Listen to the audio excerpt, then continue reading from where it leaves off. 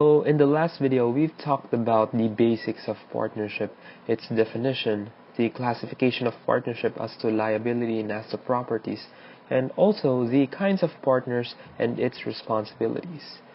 When it comes to partnership formation, journal entries is really important, not only because so you know what was invested and what was drawn, but it is also a way to keep on track of the balance of the partner's capital account, whether it increases or decreases.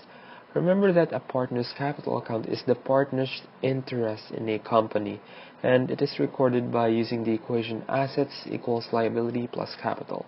So if you're trying to find out the capital, you could just modify the formula into capital equals assets minus liabilities. So right now, let's try to practice the journal entries. Let's say Mr. A and Mr. B are best friends and they wanted to put a partnership so they could work together and form a successful business. So both of them invested $2,000 each for the partnership.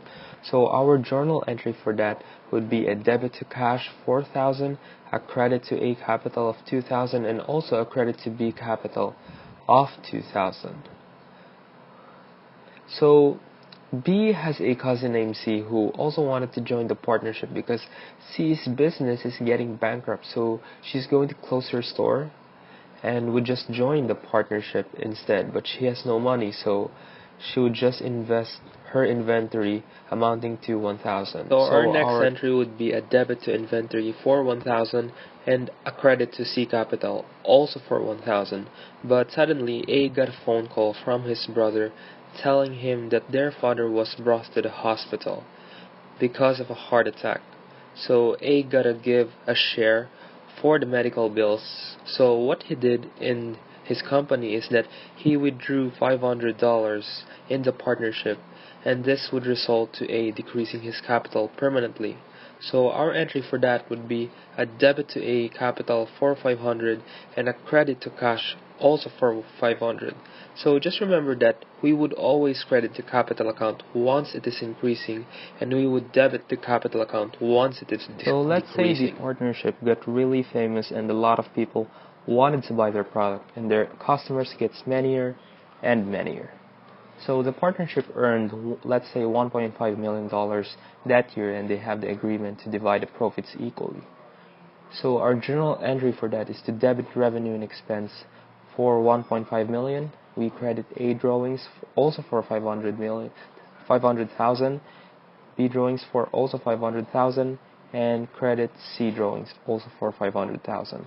By that, A was able to make a full payment of the medical bills of his father, and C was able to put another business because he failed the last time, and B was able to buy a car which he dreamt of for a very, very long time.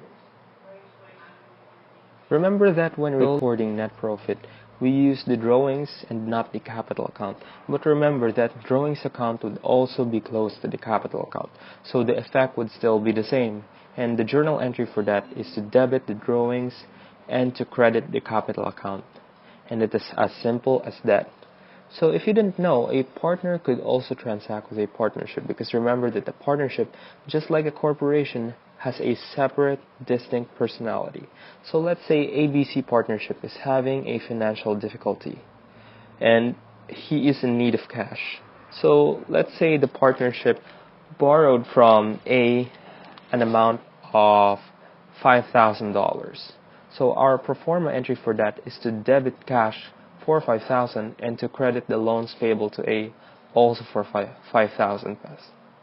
So before we end up this video, I wanted to know that partnership formation is all about analyzing each transaction and trying to figure out the effects on each partner's capital account. And if we're talking about financial statements, just combine all the account titles of two businessmen forming a partnership. Just combine all of their account title and that's it. But remember to keep on track on the capital account because it's really important. So before